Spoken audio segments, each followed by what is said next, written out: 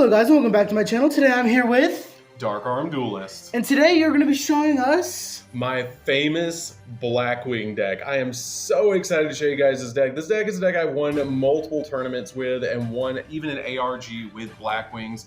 And I am so excited to show you guys this build.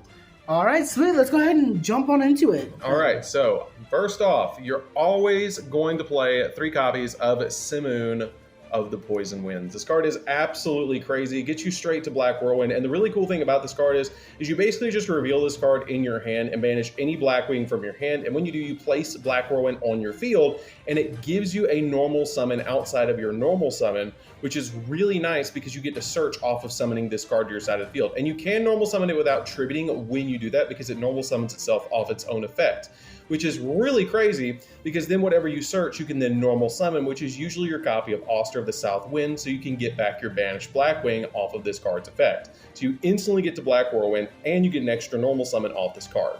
We then play 3 copies of Chris the Crack of Dawn. This card can special summon itself to your side of the field if you control another Blackwing monster besides Chris the Crack of Dawn, which is really cool. I really like this card as a 3-of in this particular build because it does have 1900 attack points, so it's very easy to be able to search any of your other Blackwings in your deck off this card with Black Whirlwind because it has the highest attack points in the entire deck. So you can either normal summon it with Black Whirlwind or special summon it to your field, so it's a very versatile card. I then play 3 copies of Bora the Spear. Bora the Spear is absolutely insane because it can special summon itself to your side of the field if you control another Blackwing monster besides Bora the Spear, and it does piercing damage, which can help you go in for game. I then play just a single copy of Zaphros Thealy. Yes, that is a German Zaphros Thealy. It's really cool, but this card has the ability that it bounces a card from your field back to your hand. You lose 400 life points, and then you special summon it from the graveyard to your field, but it does have a little bit of downside because it is a once per turn. I don't feel like you ever will need another copy of this card. You only need one because it is a once per duel effect, but with Simoon, you do have to send the copy of Black Whirlwind to the graveyard off of its effect, which is a little bit of a downside during the end phase, but with Zaphros, you can bounce it back to your hand so you don't take the 1000 points of damage, and you get to keep the Black Whirlwind in your hand because it kind of resets it. Zaphros is one of my favorite cards for Dark Warriors. Oh yes, it's so good. This card single-handedly lets you use Armageddon like 3 times in one turn. Oh yeah, this card is good in like Dark Warriors, good in Lunalight, it's good in Blackwings, it's good in Tearlament.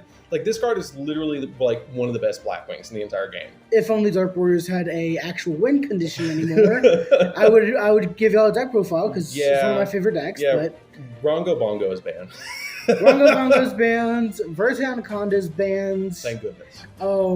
Thank goodness Verte is gone.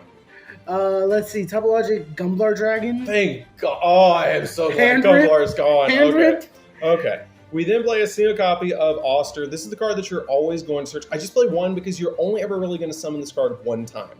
It's really good because you combo it with your copy of Simoon, because when you normal summon out your Simoon by its own effect, this card is a card you're going to search off of Black Whirlwind because you can normal summon it and then grab back whatever Blackwing that you banished because it will special summon that Blackwing to the field, giving you 3 monsters and giving you an additional search off of Black Whirlwind when you normal summon this card beside your Simoon, which is really nice. This card also gives you Black Feather counters and Wedge counters for your full Armor Master, which is really insane. I then play 3 copies of Gale the Whirlwind. The original, most powerful Blackwing has a simple effect. You just special summon it to your side of the field, like your copies of Bora and Chris, to your side of the field if you control another Blackwing monster, and it can once per turn target an opponent's monster and drop its attack points by half, which can help you get over some really powerful monsters, because the only downside to Full Armor Master is it can be destroyed by battle. So this card helps you get over monsters that Full Armor Master cannot naturally get over. We then play 2 copies of Hamat in the Dust. Hamat in the Dust is really insane because it can special summon itself like a lot of your Blackwing monsters to your side of the field if you control another monster, but this one can actually level modulate, because what it does is you can target one of your other Blackwing monsters when this card is summoned, and you increase this card's level by the level of one of your other Blackwing monsters. So for example, if you have a 4, you can turn this card into a 6, and if you have a level 4 tuner, you can make Full Armor Master with this. Right. Or you can turn it into like a level 5 with your copy of Gale on the field, and then you can synchro for an 8 in some instances, depending on what you're playing in the extra. So this card is very versatile as well, depending on what you want to do with it. I like 2 because it's searchable off of pretty much every normal summon in the deck because it's only 800 attack points. So that's why I only play 2. I don't feel like you need any more than 2. I then play a single copy of Orochi the Squall. Orochi the Squall can special summon itself to your side of the field, just like all the other Blackwings, just about. If you control another Blackwing monster, and it's a level 1 tuner and has the lowest attack points of all the Blackwing monsters, so that you can use this card very easily to search as your last search off of Black Whirlwind. So that's why I just play a single copy of this card.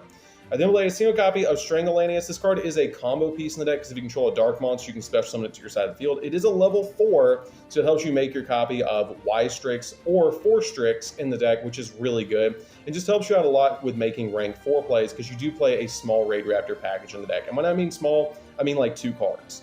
I then play a single copy of Raider's Wing. Raider's Wing is kind of the same thing as Strangleanius, but this card is just an additional extender for the deck because you can detach material off of a Dark XZ monster and then special summon this card to your side of the field, which is really nice.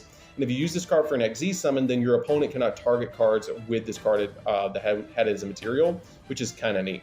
I then play a single copy of Silent Boots. Silent Boots is really nice in the deck because you can banish it from the grave to search any Phantom Knight spell or trap, which we do play some rank up magic spells in here, and Fog Blade and Shade Brigandine. So this card is really good to send to the grave. I don't play Ancient Cloak because I don't want to brick with it, and I'm playing so many other cards in the deck that I ended up cutting the Ancient Cloak out of this build because I didn't feel like I need it. And even if you open up this card, you can still special summon it to use it to link summon and get it in the graveyard. And the cool thing is your Raider's Wing actually is always treated as a Phantom Knight card. So if you open up this, you can still send this with your copy of Rusty to grave, which is really cool. I then play 3 copies of Ash. Ash is just really good because it's the best hand trap in the entire game. And then I play some Crossout Designator targets because Crossout Designator is just really good in this particular build. Going forward with the new support that's going to come out soon, I probably will cut the Crossout Designators. I don't know yet. I'm still playtesting with it, but for right now, Crossout Designator is the best option to protect you. So I'm playing a single copy of Effect Veiler because it's a Crossout Designator target, DD Crow, 1 copy of Nib because we special summon so much, and then later on in the traps, I'm also going to be playing an Imperm for all the hand traps. So it's a total of 7 hand traps in the deck, so you do have a wide variety of hand traps that you play in this build that you can hit the opponent with or stop the opponent from hitting you with those hand traps with Crossout Designator. So that's it for the monsters. I know it is a lot of monsters, but the deck is very monster heavy because you're special summoning so many. So let's get into the spells. So for the spells, we're playing 2 rank up magics. We're playing the Phantom Knight's Rank Up Magic Force and the Phantom Knights of Rank Up Magic Launch. This is so we can make Kal Yuga. This is so we can make Ultimate Falcon. This is just the best way to play the deck. I really like playing 1 of each. This one lets you rank up a XZ monster that doesn't have materials on it by 1 rank, which is really nice. And this one lets you banish dark monsters from the graveyard equal to the amount that you're trying to rank up. So for example, if I have a copy of 4-Strix on the field that's a rank 4, I'll banish 6 monsters from the graveyard to make it go into an Ultimate Falcon with this card, which is kind of neat. And being able to summon out full Armor Master and Ultimate Falcon, 2 monsters that are unaffected by everything, the only way your opponent's really going to get over it is either summoning something bigger than both of them or Lava Golem, which is awful to be able to have it in this deck. So we then play a single copy of Called by the Grave because it's currently at recording still at 1. I wish I could play this card at more than 1 in this build, but 1 is all we have. So we have 1 copy. It should be at either 3 or 0. There's no in between with that card. I think 1 is really bad for the format. I feel like 2 or 0. I feel like 2 or 0, maybe 3 or 0. I don't know. I feel like 1 is just the worst place to put this card. Yeah. Because it feels very sacky when you draw it. And it feels very bad when you get hit by a Call by the Grave because it's like, okay, they had 2. I get it. I understand that they opened it. And it makes it a little weaker. Yeah. So I think 2 is perfect. Hit Designator to 2, give us 2 Called by. I'm fine with that. You still have 4 ways to stop the opponent. Exactly. Speaking of Crossout Designator, I just play 2 in this build because I don't want to break with it. So I feel like 2 is fine. If Call by went back to any more than 1, I would drop this altogether and I'd play 2 Call by. 2 Call by would be enough in this deck with all I'm playing. We then play the craziest card in the entire deck, which is 3 copies of Whirlwind. Whirlwind is bonkers. Like, this card is literally the craziest searcher in the game. I challenge you to comment down below a crazier searcher than Black Whirlwind. Really. Toy Vendor. Toy Vendor is once per turn. No, it's not. It's not once per, no, it is once per turn for its for draw effect, but it's not once per turn to send a graveyard effect. Yeah, but it can search so much of the deck. Yeah, it can. This can search anything. This can search anything. You know what? This can search anything though, because this has the ability that when a Blackwing monster is normal summoned to your field, which you have multiple normal summons in this deck, like your copy of Simoon, this card lets you search a Blackwing monster with lower attack points than this card that you normal summon. So for example, if I summon out my copy of Simoon, I can search out a monster with 1,500 or less attack points from the deck. I cannot search 1,600, it has to have less attack points than the monster that you normal summon. Simoon is the way that you actually get to this card the majority of the time, but if you open up Whirlwind plus Simoon, plus a level 4 Blackwing, you're getting a double search every time you normal summon, and you're going to get 4 normal summons that turn. You can go +4 off of a double Black Whirlwind. That's insane. You can go +6 if you open up 2 of them and a Simoon and a regular Blackwing with like a cross-out designator, and they ask you one time, and you stop it with the cross-out designator, and then you go +6. That's unreal. Yeah, it's unreal. Like, I cannot believe how powerful Black Whirlwind is still to this day, and how this is still, in my opinion, the most powerful searcher ever. Besides maybe like Stratos. Stratos is really good, but this does more. This is more impactful. Yeah, that does more than Shadows. This is more impactful than any searcher in the entire game. I then play 3 copies of Allure because digging for Whirlwind is a big thing, and you want to open up Simoon as quickly as possible. You really want Simoon, so this card can help you out, especially if you open up like double Simoon. You only need 1 Simoon in the hand, so you can get rid of the Blackwings that you don't need with Allure of Darkness, and this is also really good to bait Ash, because if your opponent tries to Ash you, you're like, cool, you hit the Allure. Yeah. So anyways, I'm going to keep going. So that's it for the spells, guys. Let's get into the few traps that we're playing. We're just playing 3. That's going to be a single copy of Imperm, which you guys already know about. That card's a really good hand trap overall. Just a cross-out designator target. If you draw into it, you can stop the opponent. 1 copy of the Phantom Knights of Shade Brigandine. Shade Brigandine is an additional level 4 monster that you can summon to the field, so it's really good. And then 1 copy of Fogblade. It is a searchable negate.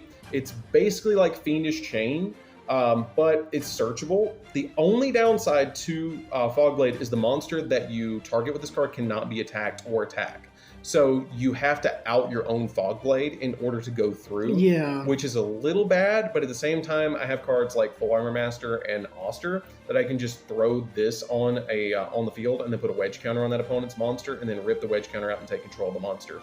Or destroy it during the end phase with Full Armor, which is not that big a deal. Yeah. Or I can even summon out like Raikiri. Like I can summon out like Raikiri and then pop the opponent's monster that's hit with the Fogblade. And then also with this card, you can banish from the graveyard to revive 1 of your Phantom Knights, which does come up with your copy of Resty Bardiche, because your opponent might destroy this, and you can revive it back and link arrows to the right. Yeah. So, or it's pretty good. It can or the left, I mean. So that's it for the main deck, guys. Let's get into the extra deck. So for the extra deck, we're playing 2 copies of Full Armor Master. You want to summon this card all the time. This card is the best card in the entire extra deck. It has 4 effects that are just absolutely broken. It's unaffected by every card effect, which is ridiculous already. It has the ability that when your opponent activates a monster's effect, you put a wedge counter to that monster. You can pull the wedge counter out and take control of the monster, and then during the end phase, once per turn, you can destroy every monster on the field that has a wedge counter on it. That is broken.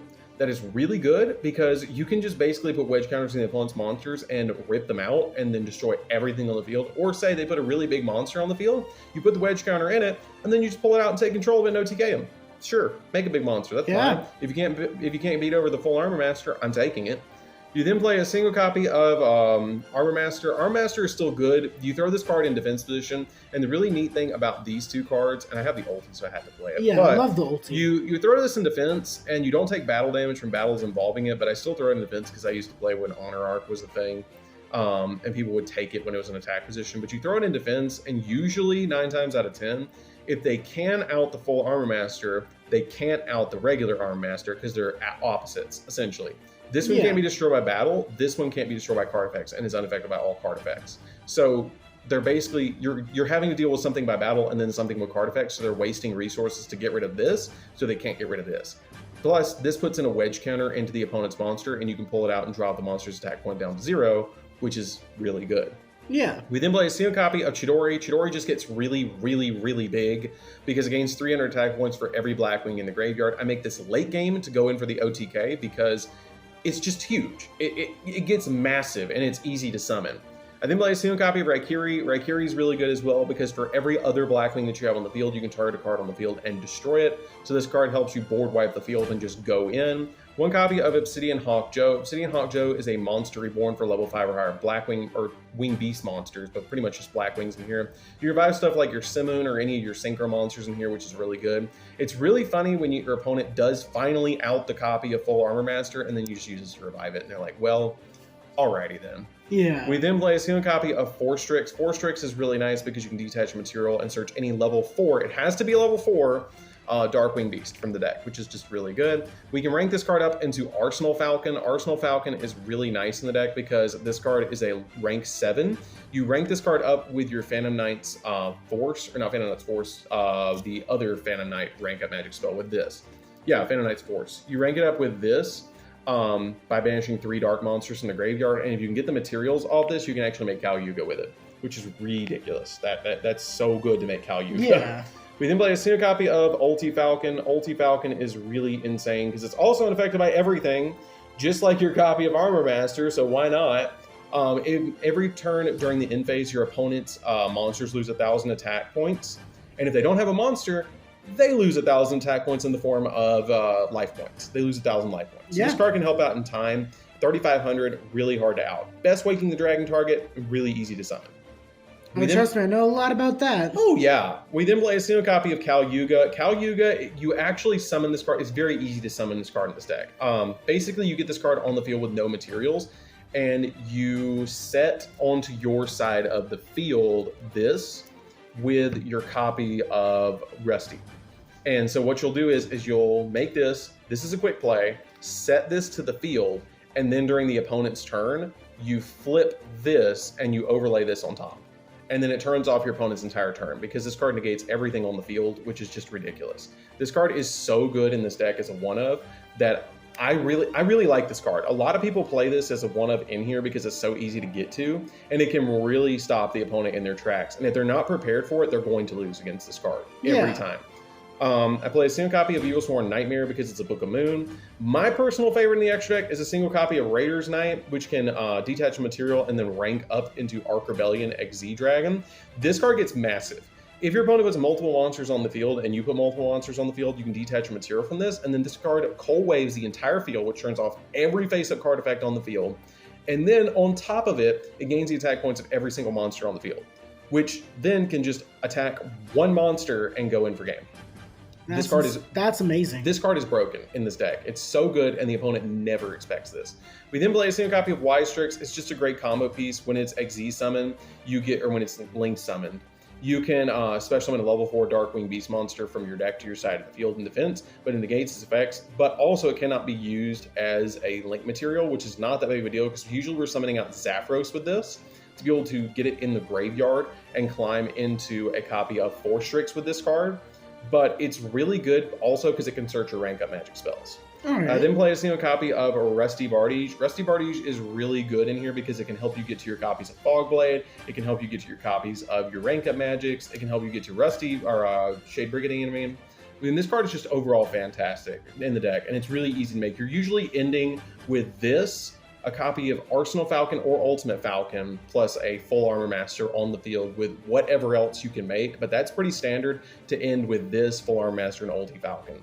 And like a Fogblade set with a hand trap in hand. Like you usually have that. And it's very easy to establish in this build. That sounds amazing. Oh yeah, it's ridiculous. I love this deck. So that's it for this one, guys. That's it for that. I don't have a side deck for this one because I just played this deck. I'm not playing this deck in the tournament tonight. I'm just playing around with this deck before the tournament, and it's really, really good. It's a deck that I always carry with me whenever I'm going to like a locals or something, because it's something I don't mind pulling out and just playing with and surprising people with Kalyuga.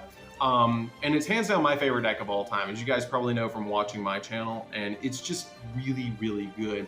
If you guys would like to check out my channel, check it out down there in the pinned comment. Actually, it's going to be in the description. It's in the description. Okay. Yeah, I always put them in the description. I always forget because I put mine in the pinned comment. But you're good. I think that's going to do it for this one, guys. I don't really have anything else for this deck. I can't wait for the support to come out because I'm definitely going to do an update for this deck when the support comes out. But this deck right now, as it stands, is still extremely powerful as it is. And I really wanted to do a deck profile on Silver's channel for this deck because it's just so good. It's my signature deck. Why not? Why not? It's like my favorite one, you know. So I think that's going to do it for this one, guys. So, Silver. Well, thank you so much for showing us your amazing deck profile. As we said earlier, be sure to check the description for the link to DarkArmedDuelist channel. But other than that, be sure to leave a like, comment down below your favorite part of the deck, and check out the Twitter in the description as well. All right, until next time, have a good one. See you later, guys.